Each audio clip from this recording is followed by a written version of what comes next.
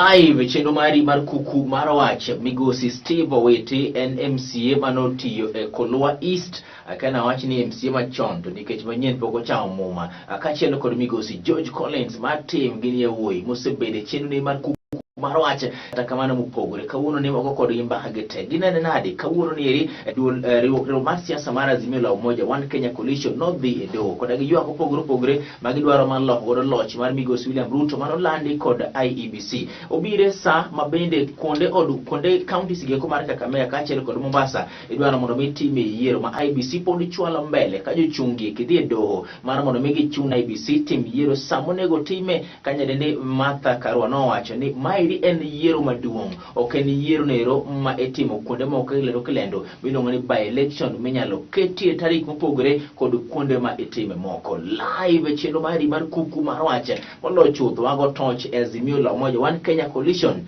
jomoko wacho ni sa ochop muich mondo wil jo Kenya dhi mbele jomoko wacho daratero mondi eka jo Kenya nyalo bedo kod kwe ginana nade chenro mari mar Kuku Mar Wach achako kod migosi George Collins maromisi ni jibiro moko kapok ichope George gidena de jedom Adi maber.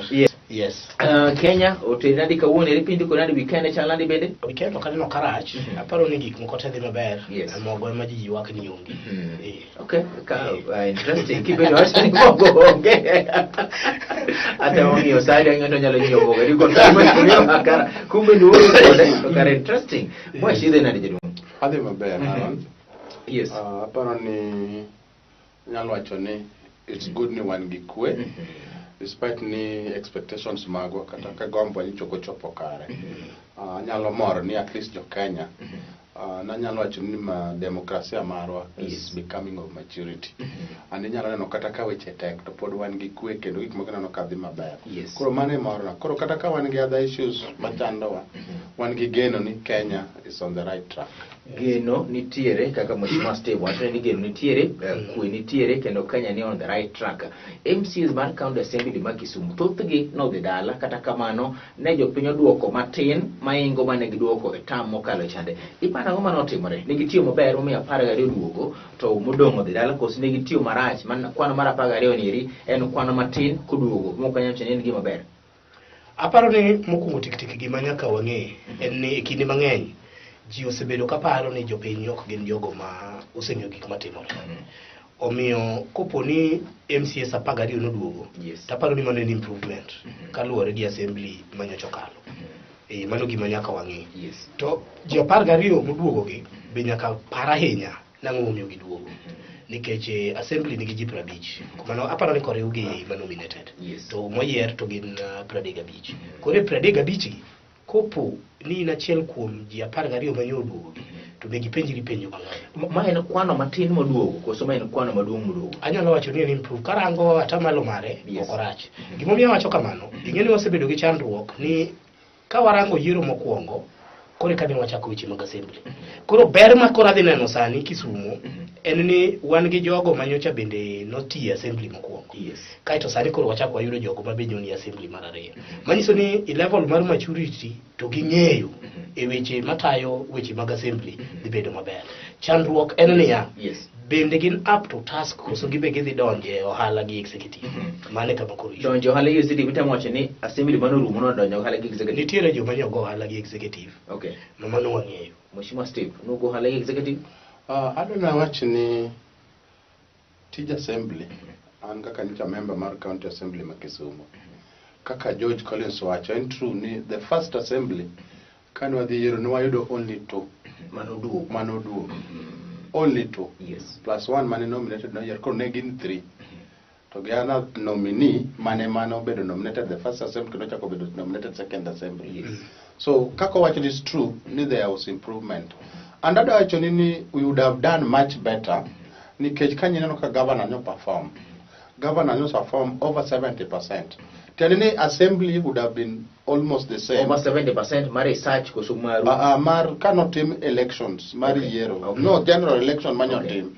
The results manyo work was above. You watch result koso teach mar No, I'm talking of results. Results mar kaka jo pinyo go kura. Yes.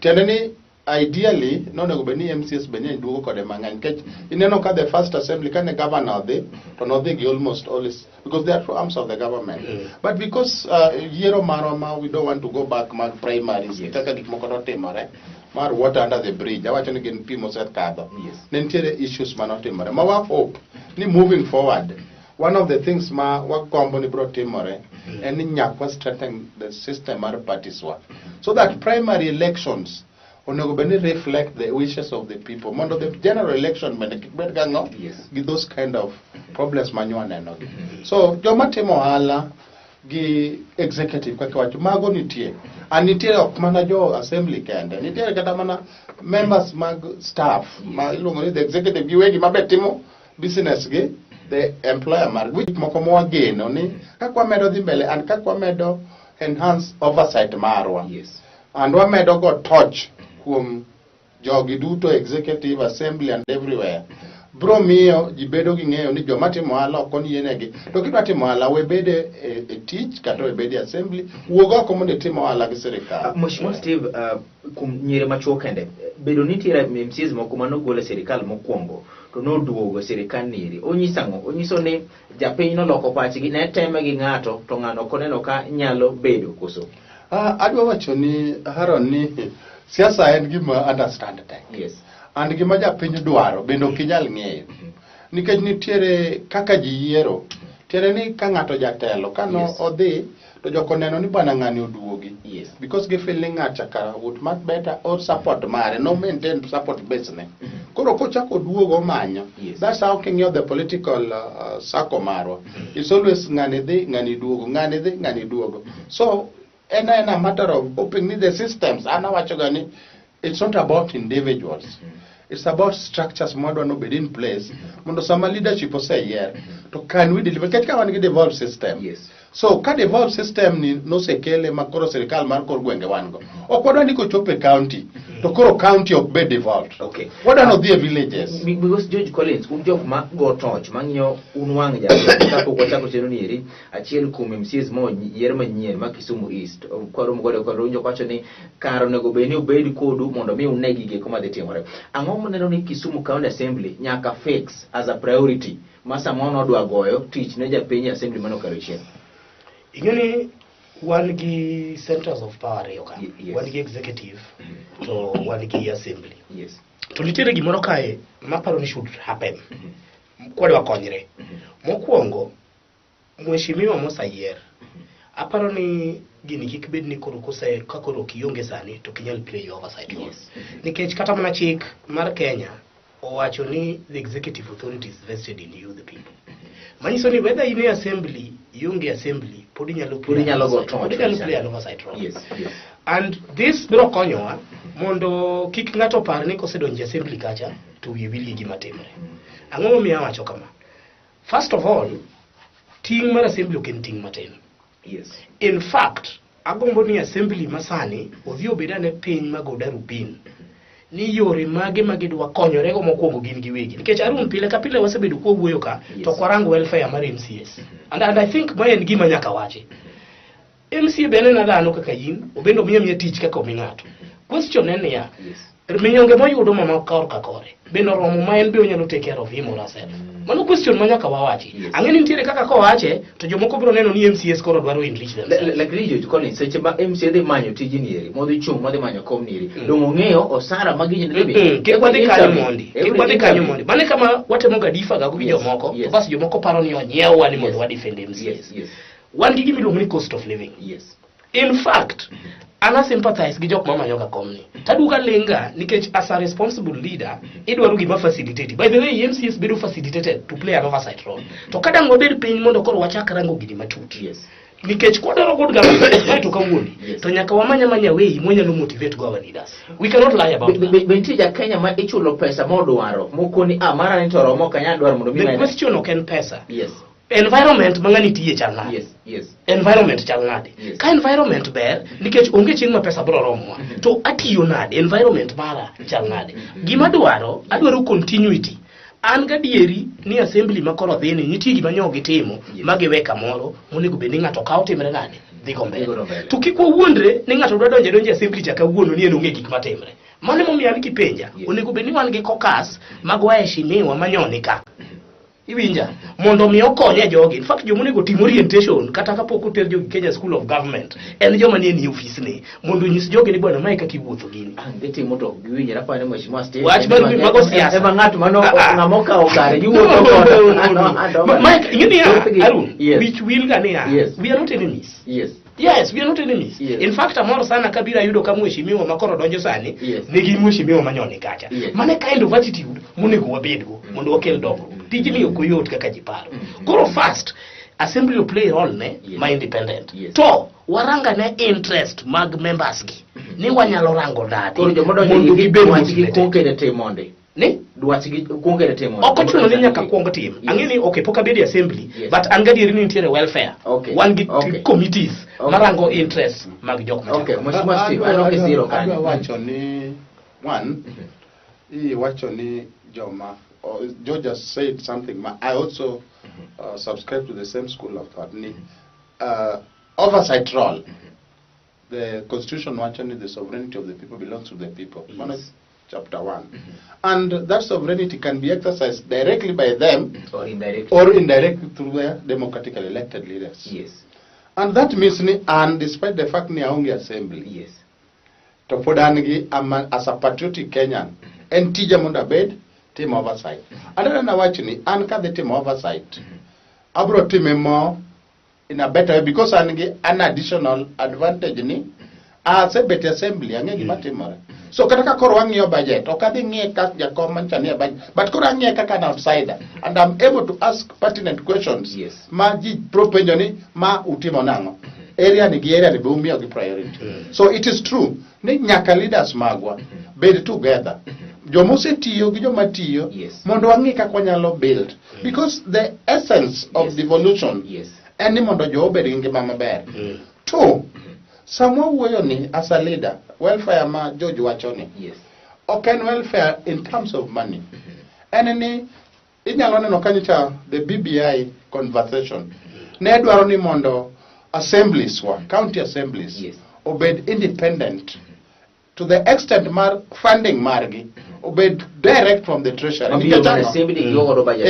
budget mar assembly bedo directly funded from the national treasury so that people bed gi shida gi ni governor otamre no kumi pesa nikech interest ma popukadho live chenro mari mar kuku mar wach migosi Steve Owiti mano mheshimiwa mano rito Kolwa East kachiel kod migosi George Collins mar team gi yiere ni ginero monego beni kere tim mokwongo en ng'iyo dwaro no ero mar MCs gi eki ok dwaro margi e yo marach en dwaro no ero mar mondo ng'ito ang'o gini mako timnegi to luasi margi biro bedo e yo makare apogra kod gi paro ibende sama nyalo poriro paro ni to sama ng'ato dhi manyo tijni dongo ng'eyo ni magi gik madhi biro kod office ni rikoso anyway en gi apoda nyalo biro go mbaka malacha ahinya chenro mari mar kuku mar wach mheshimiwa Steve Owiti kachiel kod migosi George Collins mar team migosi George Collins ka idose gige komonego bed ng'ato timo ntiere penjo masani dhi mbele benyi luka iri wacho ni forget and move on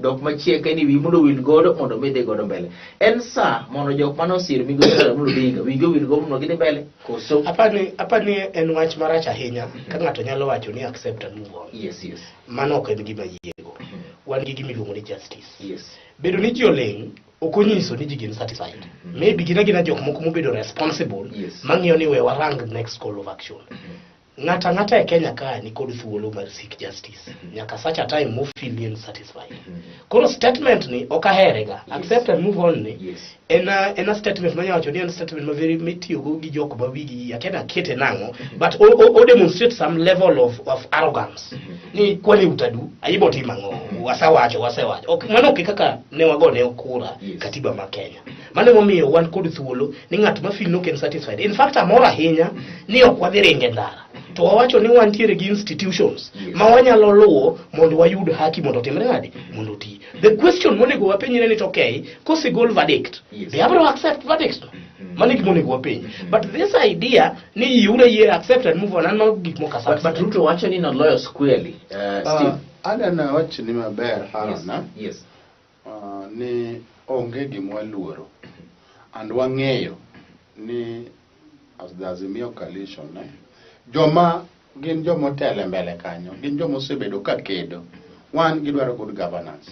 And it would not be fair ni mondo gin magisebedo ka gikedo ndalo te gikaw advantage of the system gin winjo ka jogaji ni accept and move on or accept ango. Yes. We cannot accept injustice. Okonyal accept gik maricho, Yes. but because inyalo paro ni kata na the last general election, the accept and move on and narrative man the last Jubilee government But because Ruto wacho kod lange ni ne giyombo yo maler. No, let me just gi kod Chebukati. No, Kasa bedo ni mane no, gima let me dogo tell you. yango. Yes. The first thing moyiere Yes. ni Chebukati no lendo. To kama no lendo there was confusion. Then pogro. Yes. And the commission kose pogore. Yes. Four of them have come out publicly to say things are not right. Yes. That is one. And because we respect Yes. the institutions magwa. Yes. Mawa created by the constitution. Yes. I want to go erokamano ne jotendwa mag Azimio kuom kwayo ji ni wabed gi kwe namba achiel. Two, mondo wa honor the process. Mondo gima biro wuok jakoma I remember no watch kata mana last general. I may not agree with the court verdict, but we respect the court verdict. Those are two things. Ni kato kwa yegi kaka do ngado bura. But wayie ni mondo do otim gima ber nikech joma ne dogo moko kuom gige gin mana ji, but ok wabitamore gima do wacho nikech waneno ni wadwaro ni do tiyore e yo maber, koro kwa discredit gi. Okay. Migosi George, main gima nochwalo okinyi ma kawuono niri. Koro samoro wang do bedne goye mbaka madonjo matuto nyalo tamowa. Kata kamano bentiere kuno moko nyalo chini oyo kar ka idu kwet mar Azimio la moja no kiere no gidino rode moko momiyo wachopo kama wachopo niri koso ne gidino rode te to mae iro tema na tema podi. Arun mokwongo tik-tik Yes. okawuok kaka Azimio. Mano number one. Mar ariyo okanyal judge Azimio kata Kenya Kwanza. But gima dwaro ni mondo jowinjo kata joneno ong'e kawuono Yes. ni election ok en chieng' go kura. Nitie gimiluongo election is a process. Yes. In fact sama wawuoyi ni debed ni weche mag dogi onge to onego bed ni wachako prepare for 2020 what? 2020. Onego bene chak go to Yes, sani. yes. Watim evaluation, Yes. wang'e ang'o giri manyok otimre maber, Yes. ang'o giri monego improve, ang'o monego timre.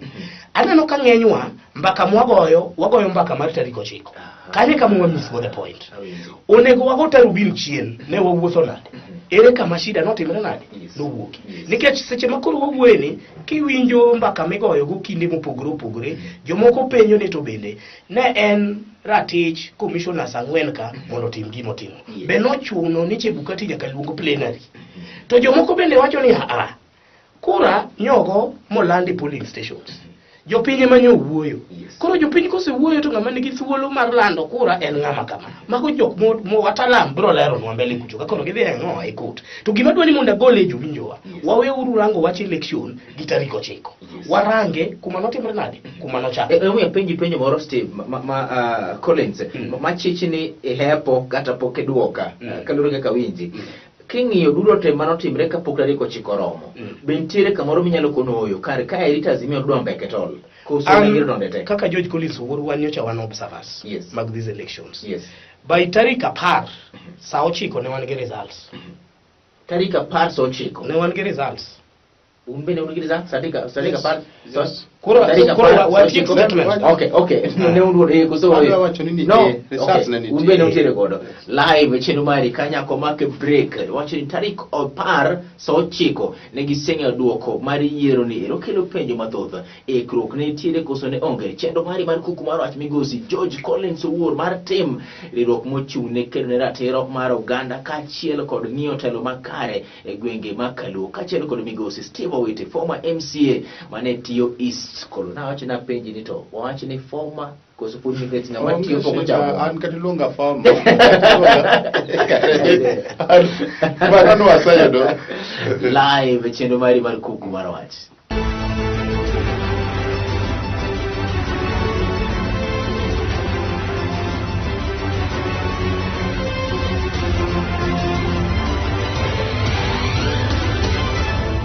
Live chenro mari mar Kuku Mar Wach migosi George Collins wuor mar tim kaachiel kod migosi Steve Owiti MCA ma East Kolwa e County Assembly mano rumo chande wago kod mbaka weche gik matimre tok yiero kachopo yiero assembly mare kaachiel kod ginero monego beni assembly mabiro mbele ni onego beni keto maino mar obire sa osechak kudho nyegi ko monego beni kaka speaker ma County Assembly ma Kisumu nyeng mane maber mondo mikete mesa ngawa ma assembly dwaro mar mondo mibed kaka speaker mare chakore sane nyaka 2027 live e chenro mari mar Kuku Mar Wach migosi George Collins aweyo kama penjo migosi Steve nito tarik 10 9 une utire kodaka geduoko okay migosi Steve Yeah. Manyiso di gimora mane unugodo kare Adwa wacho ni Aaron, yes there was nenitiere ikrok makare. And you remember ni achiel kum gigo mane oketi ne eni joma ne dhi e yiero kichako from MCA nyaka ni bed gi gima luongo ni parallel tallying center.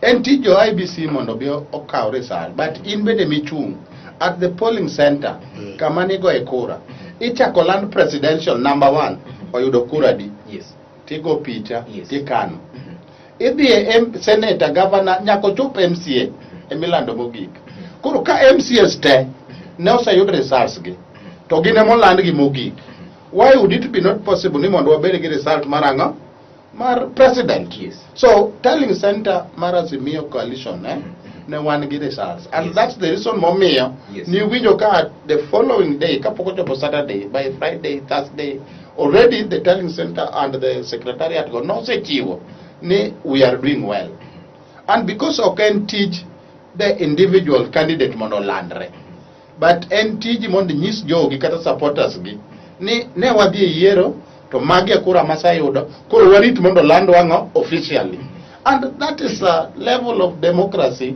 Yes. ma Kenya ok ng'ato ok nyal kawo kuomwa ok nyal keto ji nodok e era mane go kura to ji kia gimogo so ko watch ni results were out they were in the public domain Sitimochi ni results nitire out in public domain nitire malingling mowacho ni ne uonge koda gi parallel tally pokulose nyaka sani gima Azimio la umoja kama na kwit mar ODM osebedo kawo gamba kapono ne un godo de usegolo figures mau just a minute mheshimiwa de usegolo figures mau to kapono aweyo manero nitire weche mowacho proven ari wewe kamara chiel then duro kore chiel nitire weche bende mowacho rema bende poko yanga poko bende proven ne number 1 agents mau ne tin tiri kun moko mane gi onge tiri moko mane okochul voter protection maru bende kete seyo gige duro te kineno gi mheshimiwa Steve ne un kare gimana mane tiri 100% preparation e yiero ni adwa na wachni Yes. ni there was a parallel tallying center mar Azimio okay and everything was on course lakini poko apart from that okay en tijwa yes as ngamo chung mondo dhi land gi man some of the things makoro nitie sani Yes. emomiyo wadhi e Doho yes iwinja maber these are the facts makoro dhi present near our tallying center no yudo gima kama and that form 34 miwachogi Yes. magi copies ma wan bende no ayudo akeni winja maber Mheshimiwa so Steve, oken tijwa be honest mheshimiwa I'm very honest. ne wikoru gimana What we were very ready. And let me tell you, need the narrative, did not quite and the rest, and Ngawuse, and the opponents. The Kenya Kwanza coalition, watching Jawa were not ready. How do they know they were not ready on one court game competition? Okay. And they are selling it out. Nimondo Nerenia, Nijo, as a new coalition, were not ready for the election. We were ready. okay angeni karda yodi ja Kenya Kwanza beda penju kata Yes. ge koreko anyway migosi Collins gi wangi ko ni new year ne kachakore ne untiere kodaka gi interviews moko beno watimo twak kod jopiny kochopo nyaka samo timi yiero ok dwa wach mathoth nikech onge report manose gol about Azimio kaka ne gitimo te but mwaneno gi wangwa mawinjo gi itwa ikrok notimore te atamalo 100 adwa ni mondo iwinj wachni maber Runo. yes Mokwongo kawuoyo Azimio to kawuoyo mar Kenya Kwanza. Awuoyo as an election observer. yes IEBC noikore 100%. Adwa ni mano bed maler kabisa. yes An kaka observer ne waikore 100%. Yes. Emomiyo nyisi kenda nuoyo ni. Diba tarik 19 godiechieng ne wan gi results. Owinjore kanyo maber. Yes. Koro gima koro adwa ni mondo jowinjo wa ong'e. Onge election manyalo bedo 100% perfect. Ang'o momiyo awacho kama? yes Wan gi kuonde moko, nyie neno kuom ranyisi, Mombasa gi Kakamega Kachiliba nyobedo postponed nikech nitie ng'ikruok moko manyo timre nade nyobeti wang'eyo maber ni nitie kata mana tools machalo kimskit moko manoko timre nade loko function e yo makare wang'eyo maber ni nitie kata jok moko manodhi polling station to nyingegi nok fingerprints gi nok nya timre nade nok nyal tiyo koro emomiyo pod abro insist ni seche mowuoyo weche mag election wagol gini tarik 9 is just an event matimre kaluwore gi preparation manyose timre nade manyose beti koro chutho IEBC no ikre 100%. But there is also a challenge man ka nitiere reforms manonego bed ne timo kaluwore gi recommendations manogol gi the former Supreme Court kod gi Judge Kregler mago no kotimre yo makare IEBC ochandore ahinya mondo migi yud pesa kaka gidwaro mondo migi run affairs gi kaka gitimre nade kaka gidwaro mago gin facts koro mana kaka wacho 100% to kwa be yudo but the preparation was there koro ka preparation ne nitie ikruok ne nitie to nitie enablers mamiyo ikruok ne dhia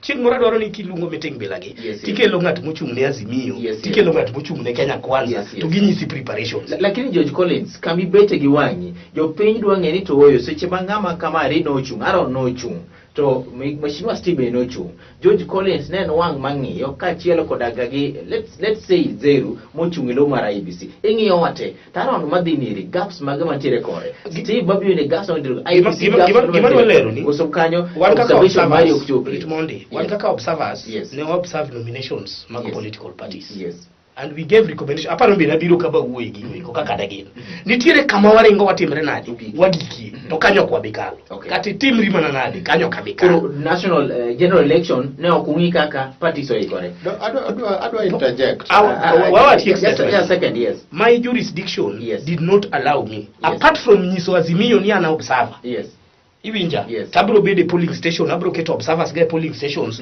to abro rango the conduct of the election. Okwa beranga some specific thing. Azimio nenege jog gimarango kagagerengo and they will give their own report. Kenya Kwanza nenege gimarango kagagere and they will give their own report. One kaka observers, one tijwa enrango the processes to one checklist.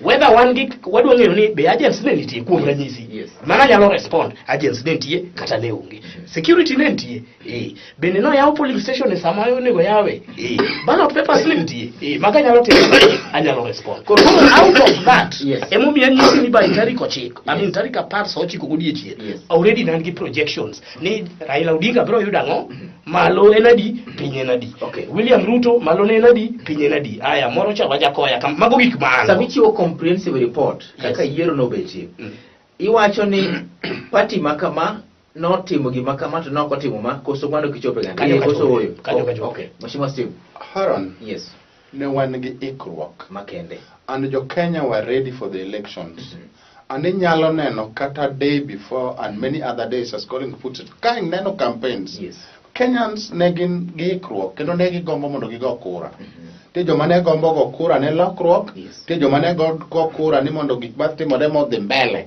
but adwa na wachni ni kade onge ikruok no then dino wabedo gi tungni to because ne wan gi ikruok emomine no ka processes go then kaponi okoyudore kaka gombo to what next bad. So ikruok no was there and I want to tell you ni the conduct man elections manchwa timo ni the katamana na the even keep the polling center or polling stations a polling center in streams and there was no long queues nikech ne yudo ka gimedo nyaka no polling stations go mondo at least things will move very smoothly they tigo kuchi tiwuok kantie challenge tinano ka jog handle so ikruok mar the whole process and the rest.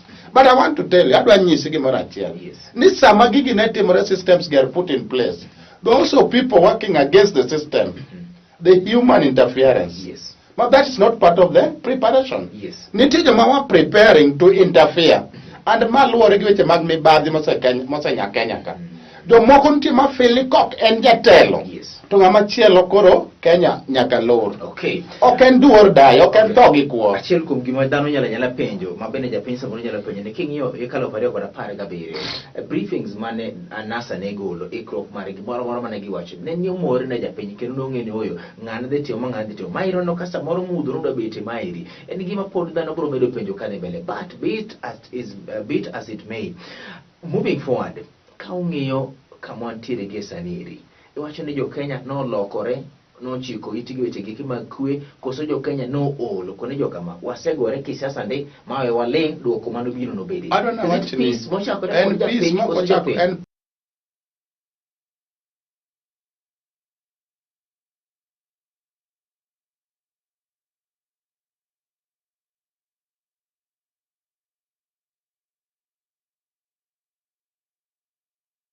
Nyas come to realize ni dongi luongo wabro biro. Wanyalo winji, but decision one mother timana nane mabro me. So don't judge ni feel ni jobiro ni mang'eny pamo ni koro in gi ji. No. Japiny demokrasia marwa is growing and pod maintain ni kakwa medo dhi mbele. Yes. Ka 1990 gikelo multipartism gi kawuono, there's a big difference. Okay. Nitie lokruok maduong'. So yina mondo awach ni wan kama wantiere kaka japiny. Yes. Kwe mantie ni en kwe ma jopiny sa kawuono kanywago kura ka neno ka onge ni tribes moko dar Kisumu. Okay. Migosi Collins, japiny all ne yawa piny te kodwa okadonjo weche mag siasa pod medo ketho na Azimio ling, koso japiny oling nosera ni kata siasa bedi kik mondo pogo waket kwe, koso japiny oling ne jatendgi onyisogi ni ling'uru. Mane gin scenarios adek. Scenarios go ng'eny, gilo adek. Achiel kuom gik madwa nyisi en ni japiny ol. Japiny ol nikech ang'o? Japiny ol nikech ka japiny oyudo ni mogo konyal afford. To siasa year in year out inyisi ng'ani pile ka pile kama o give up. The other thing my politicians who fail to understand is understanding miluongo ni jakura. Bing'eyo ni nitiere jo siasa mokia gara ni jokochi gin ng'awa giri. Gichama ang'o, gihero ang'o, ang'o ma gitimo ga sadi, to ang'o matimre. To siasa mosebedo kadhi mbele chakre 2017 nyaka 2022 ka wan gi gimiluongo ni crowds for hire. Tiende ni idwaro ji, idwaro wakelo negi, wating'o gi e buses, wating'o gi ang'o, to gibiro biro ana satimo tija. Magi gik matimre. Nikech kata seche mowuotho ka warango processes mag campaign wang'eyo gik matimre ka. Kaeto seche ma ji obiro e political rally, ji obiro gi interests mopogore. Nitie pickpocket, nitie ng'ama obiro uso pige, nitie ng'ama obiro bene nena ng'ama ok obi gone kura, nitie ng'ama obiro neno ng'ama obiro gone kura, nitie supporter, jogi ng'eny, categories gi ng'eny.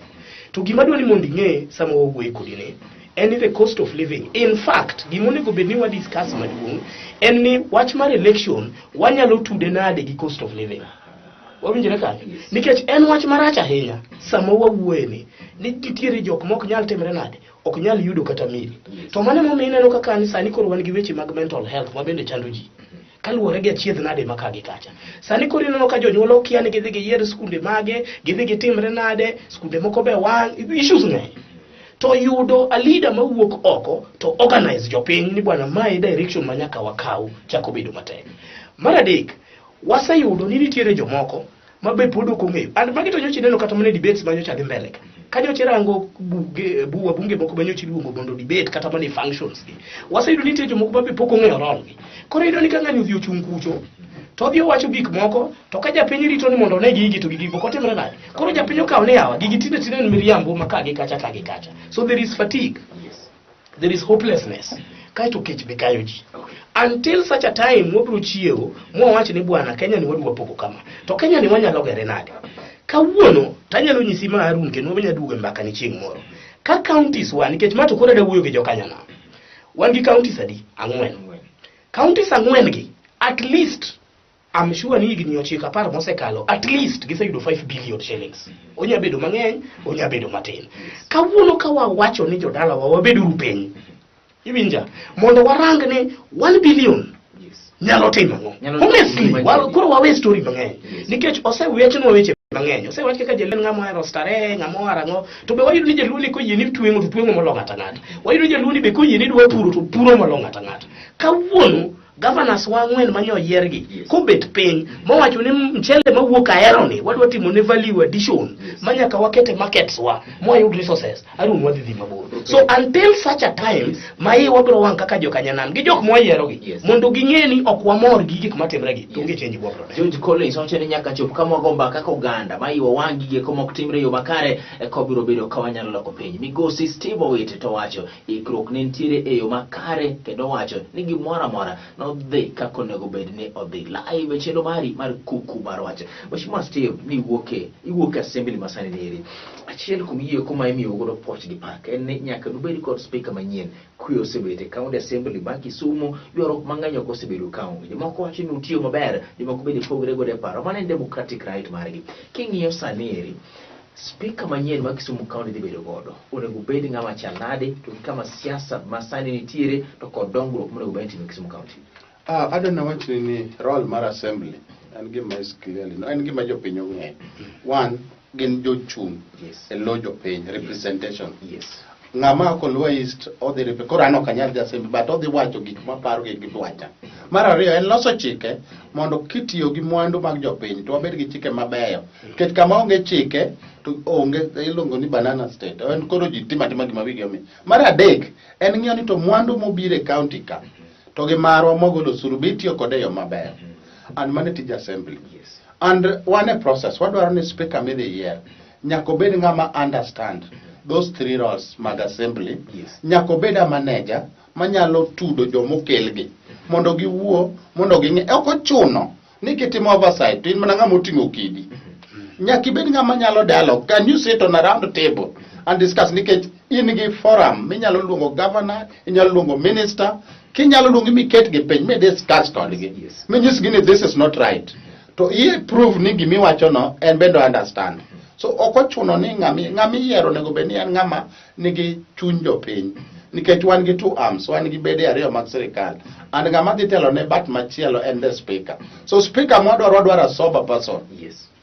Ng'ama ng'iyo gik moko deeply and ng'ama ong'eyo ni Kisumu is the regional hub mar Luo Nyanza.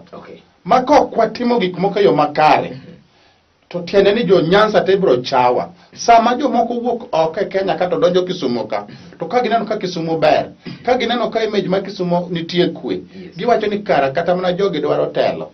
Jogi are organized. Yes. Mheshimiwa Migosi Collins, speaker machana ni Kisumu County Assembly dwaro.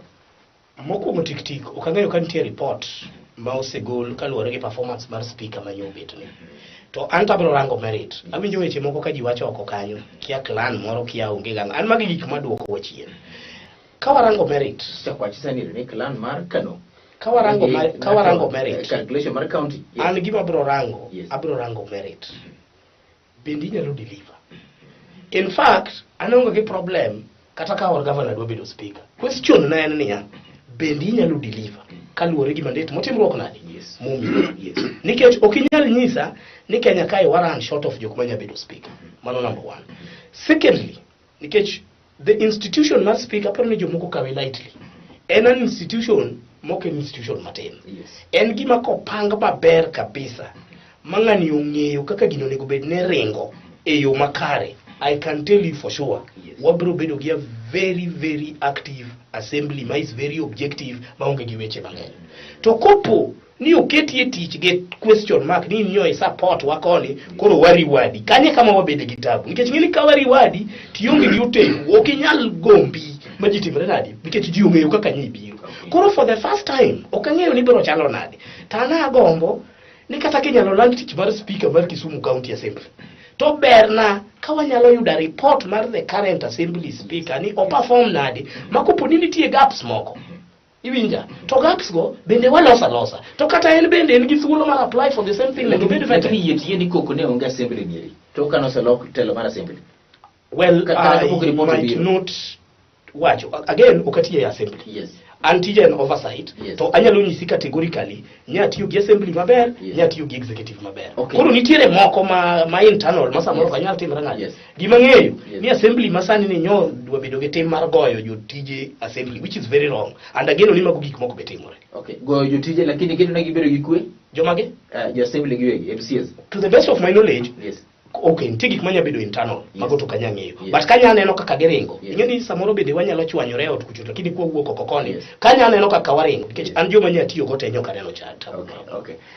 Nitiere gimoro mari kabiro penjo na lighter note ni seche maloso gi George Collins mar observer gi George Collins mar team George Collins bakera tero mar oganda Steve now they maber adwana wacho ni 5 years yes kanda wacho ni chien kacha ni kanye neno performance okwana 100%, human beings okwanyal bedo 100%. Exactly. But ana wacho ni nyo represent Lolwe East anyan gi gik misiemo, and those things mi abedo ng'ama mor kendo very proud ni etenda kane jopiny otera kato katimo everything mane japiny nyalo gombo notimne, but it's because nitiere gaps ma pod wadwaro. One, independence mar assembly makaponi chiki nyalo loki mondo assembly obed as independent as possible, then they would perform better. The structures too, kaka an assembly kane wan nyocha ineno kwemi wachogo sani kata kidhi assembly kiweyo the internal agreement gi gik moko ka gik moko ringo kata kidhi this improvement ma that assembly, and we have started putting up a multi-modern ilongo ni ultra-modern assembly.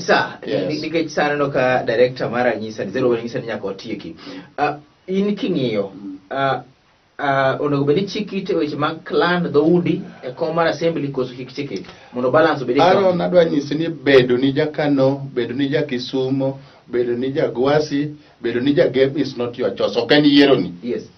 Koro miyo wach clan ana wacho ga ni mago gik ma primitive, gin gik ma nyachon. Yiena yie mondo awach ni en gima primitive. Nyakwa gole jowa nyakwa gol jowa niya gima ng'ato nyalo decide en timo the right thing manyalo loko ngima ji, and any person miwinjo ka biro gi wach clan en ng'ama onge idea. And na kwiri kata kwa lando wach governor kani kiki ng'isa wach kano wawach ng'ama nyalo konyo Kisumo. Kamera tije no wach mari mugi mokwongo na wachi ni kaka Steve wetagoero kamano na joneno magwa kendo kwa ginwa med buru bedo gi kwe wan kaka Azimio coalition kendo kaka ngano mosebedo assembly pod wan gi geno kata kaponi duoko kowuok kakwa paro pod wabo bedo gi process mabro luwo, and amor ni jo Kenya dongo kendo democracy mare dhi mbele. To ka Nyasaye bro miyo jatelo mwadwaro kaka waparo, achiel kuom gino mwabro kwayo kendo wabro medo timo en ni the right things otimre, wabro dhi mbele gi timo oversight kata wanie kata wanoko, and wadwa ni jodala wa gi jotendwa duto te wabedo ganda achiel wawinjuru mondo wakony gwengewa. George Collins ni kamera nitire erokamano. An gima dwa wacho ne jowinjowa kata jogo maneno wasani, adwa ni iwuo wang'. Nitie confusion moro ka ma kik wateme miyo thuolo. Wang'eyo maber ni wan kaka jokanyanom nyo wan gi side manyowa support, mabende Azimio already kaka joganda ma joluo osedhi e court. Aparo ni mano is okay. Wiwa kik wil ni wan gi governors ang'wen manyo yier, to wan gi MCAs, to wan gi MPs, to wan gi women reps. Jodala wa wabede uru mager objectively mondo mi jogi okelnwa dongruok manyogi wachonwa kate. Koro ng'ato kik bini ni nikech kes moro ni e Supreme Court koro konyal kelo maendeleo. Kanyo nyaka wapogre gi jogi. Wa make sure uru ni gik mosetimre, devolution nyocho osebiro, minyonge dhi donje county ka ng'ato ka ng'ato koro dhi oringi mondo tim tich manyo timruok nade manyo wacho no dhi tiyo. An mane gima nyawacho. Kupenji best outcome mar Supreme Court nyalo gomno bed mane? Ana wuon tabro dwaro justice. And justice tiende ni both sides yudo justice. Kupenji best outcome best outcome en ni gima nye pach jopiny dwaro ema mondo otimre. Live chenro mari mar Kuku Mar Wach kod watimbe kendo chieng machielo nyinga en Haron utim bedo gutino maber kiki mul remote mari nikech kore kon tiere kaire kod chenro mopogore ma en Lolwe TV gini en marwa.